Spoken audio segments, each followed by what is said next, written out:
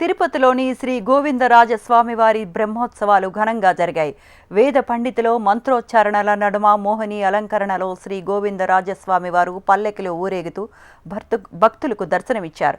గజరాజులు, భజన బృందాలు, కోలాటాల మధ్య మాడవీధుల్లో స్వామివారు విహరించారు. భక్తులు అడుగడుగునా కర్పూర హారతులు సమర్పించి స్వామివారిని దర్శించుకున్నారు.